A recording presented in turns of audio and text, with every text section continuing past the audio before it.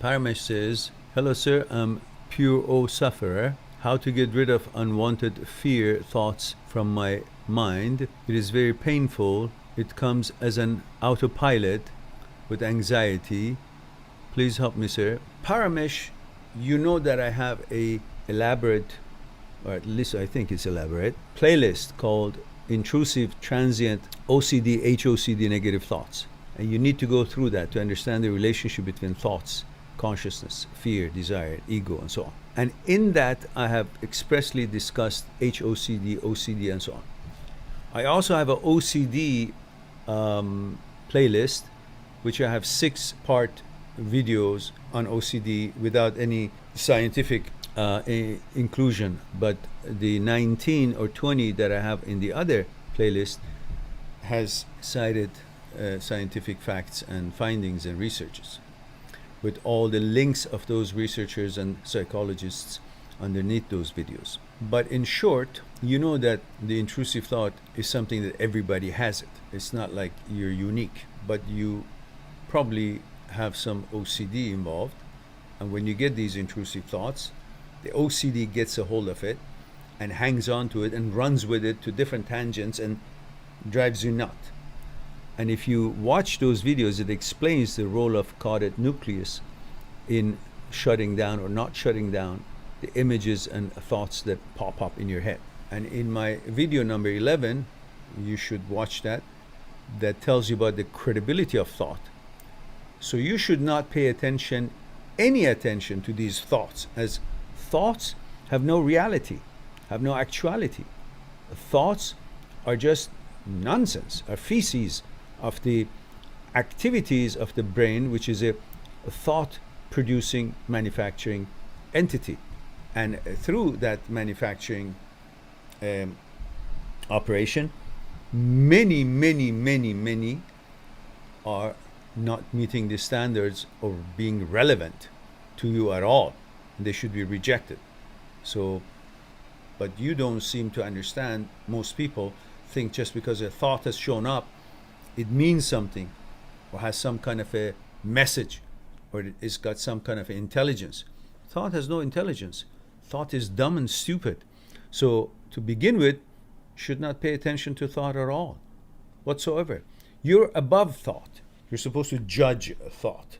And if the thought does not measure up to your core principles, your wise advocate, your gatekeeper, your super consciousness, then that means that thought has no relevancy and it should be discarded. That's it. But what you do is you follow the thought and try to debate with it, data hunt it, you try to argue with it, prove to it, reason with it. That engagement of energy makes that thought to come alive and seem as if it has any actuality or could ever have any actuality to it, which is another a foolish thing to do. But the negative thought attaches itself to it and runs with it and bamboozles you and makes you think all kinds of nonsense and so forth and fears.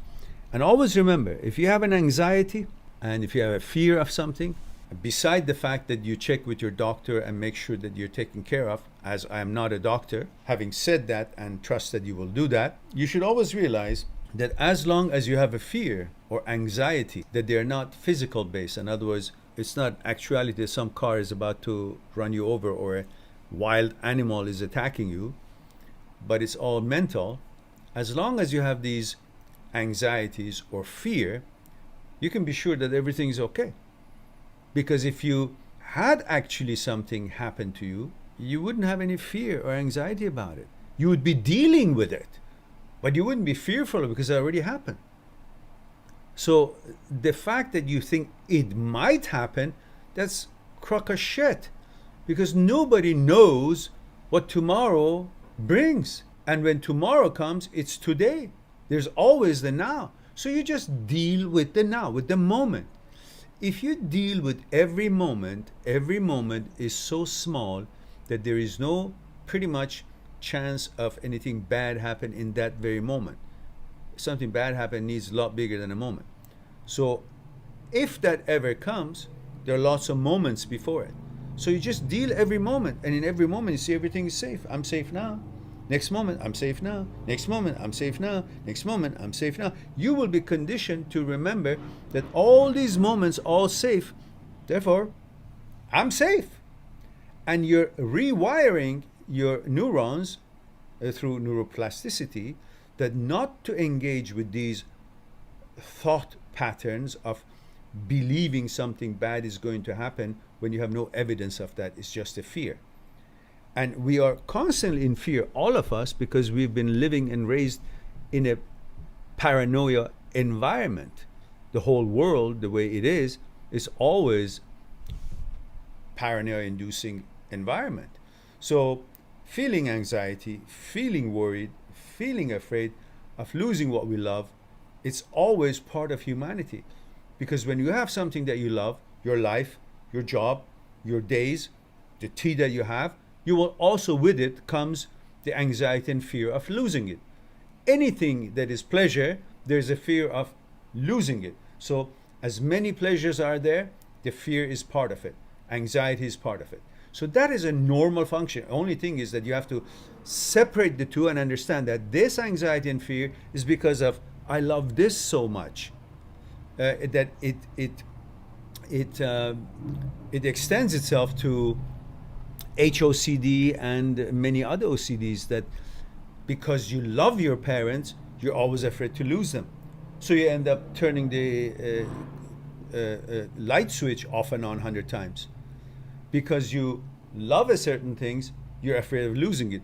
Because let's say you're a heterosexual and you love to be, that's who you what you identify with, then obviously with it comes the tremendous fear of being a homosexual, because that's how negative thought works. It attacks opposite of what you are. It suggests to you and attacks you with suggestions of what you are not. It never attacks you with something that you are. So if you're heterosexual and the thoughts of homosexuality comes into your mind, you can be damn sure that you're heterosexual, because that's how it works. It attacks you with opposite of what you are. So whatever intrusive thought comes to your mind, you can be damn sure that you're opposite of that thought. So you can relax. So whatever it is that you are and you love, there's always going to be a fear of not being that. Not because you will ever change and not being what you have always been, but because this is how intrusive thoughts and negative thoughts and fear works. Their job is to constantly keep you on alert for things that could be, that is of no interest to you.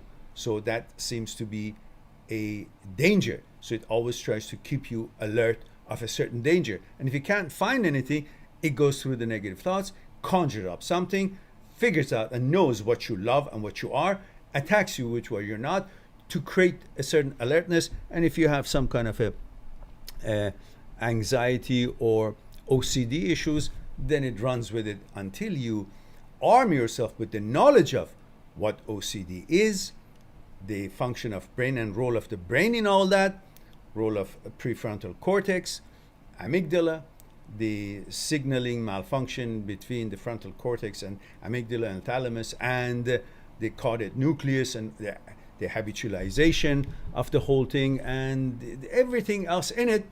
When these all become apparent to you, then you're no longer afraid of these thoughts, because you know where they come from, why they have happened. They have no relevancy to you. They're just thoughts, and working on OCD and negative thoughts, intrusive thoughts. That's how it works. So therefore, you understand the rhythm of it and the malicious logic of it, and therefore the jig is up, and it's clear to you how they show up, and therefore you relax about it, you continue your life, and you recognize that they're there because of these sort of malfunctioning, these sort of inability and malfunction of the brain, and you will relax about it, because through knowledge you regain your identity and your powers and your relaxation, and you go on with your life. Okay, now, but watch those videos on my playlist: intrusive, transient, OCD, HOCD, negative thoughts.